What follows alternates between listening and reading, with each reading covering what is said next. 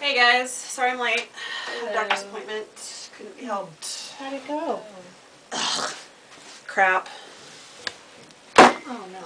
What happened? Yeah, went in to have my thyroid checked, and turns out I got more problems than I really care to deal with. I've got to start taking antiretrovirals for HIV. So, brain trust.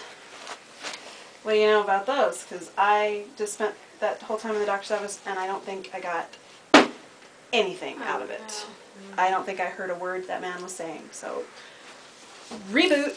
So, antiretrovirals, also known as ARVs, those are the main type of treatment for HIV and AIDS.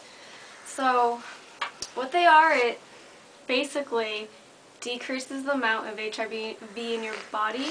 It doesn't prevent or stop it from replicating, but it'll slow the progression of it. And also it could help with increasing your CD4 cell count, which is your immunity cells.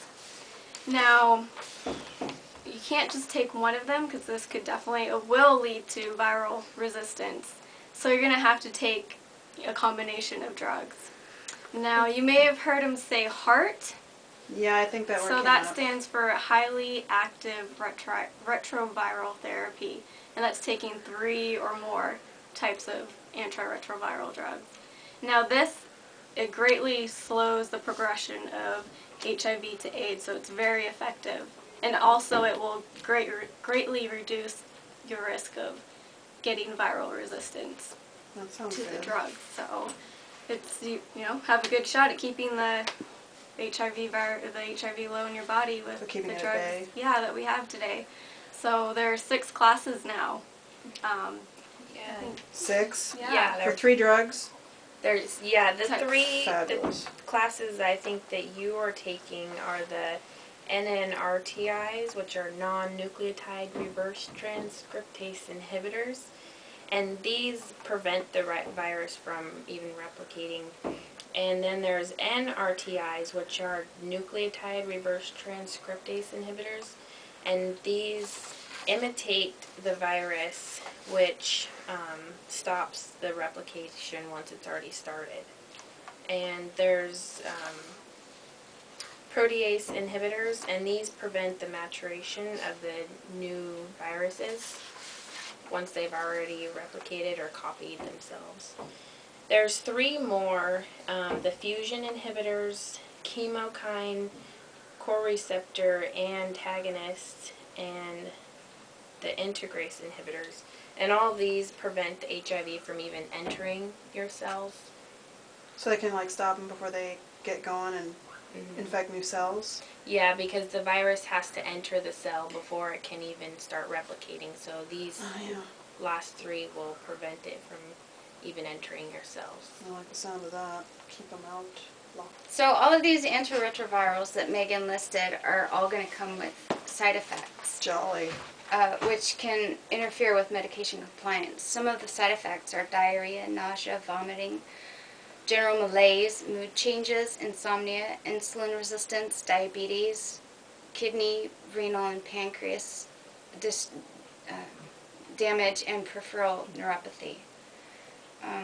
Because compliance is so important, don't interrupt your medication schedule.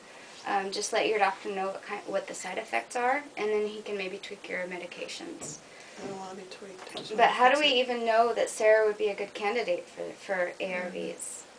Well, in terms of signs and symptoms, they would be symptomatic from HIV, or they would have an acquired immunodeficiency syndrome. Or in your case, you're asymptomatic with 2 successive measurements of CD4 counts less than 350 cells. Yep, you got it. Of course, they only put people on these medications that they know will comply. Sarah, compliance is so important with these medications because if you forget to take the medicine or you take it in a dose that's different from what you've been prescribed, it's like antibiotics. Same we know about that. The virus just becomes stronger, and we won't have drugs to fight that then, and it will be resistant to the drugs that you're taking. So the drugs that you're taking to help can actually cause harm then. It's good. I'm hearing that you're saying that your doctor, you couldn't hear a lot from what he was saying I was today. totally blown. I mean, I couldn't believe what he was saying. So. It's important for you to find a healthcare provider that you feel that you can hear and that will listen to your concerns, so that this will be, you'll be able to follow the medication regimen. There must be some kind of assessment from the physician to see if you're going to be somebody that would be good to adhere to this. So I'm Yeah. assuming that they saw you and were able to determine that that would be a good type of therapy for you. But I ain't giving up. I'm not thrilled, but I'm not giving up. But the struggles that people have with adhering to this type of therapy is that it's hard to remember. There's a lot of new regimen coming on, and they give regimen cards. There's a few steps to help it make it easier. And then one of them is a regimen card that you can carry with you all the time so you know what you're supposed to be taking and when. They can construct a regimen that is minimum complexity, so it's not as hard to remember what to take, and they can combine drugs, so it'll make it easier. You can also get electronic pill timers, maybe a watch or something you can carry in your purse to let you know. I'm going to have you program my phone. Oh, yeah, anytime. Super. And you can also, schedule your pills to be taken during certain times of the day when you know you're going to be like having lunch at a certain time, so I'll take the pills then. You can just schedule them with your normal activities, and that will help cue you to when to take them. Really special importance needs to be taken when you're on vacation or on the weekends, when our schedules get a little bit different than the week and they're not as regimented. So you need to be aware of that. And I think the most important is just knowing that you have a support group. Yeah, thanks guys. I really appreciate all this. I really do. We're here for you. And if you're having concerns or with depression or anything that might interfere with that, just to seek help to get those things addressed as well. Yeah, but the one thing I do remember the doctor talking about was all the stuff I wasn't, was percolating through, all these things I can't do. I mean, these things I thought I had plenty of time, I could look forward to, I just have to put on hold probably forever. I mean, with these drugs, I can't get pregnant. I shouldn't be getting pregnant because some of them are mutagenic and they could cause birth defects.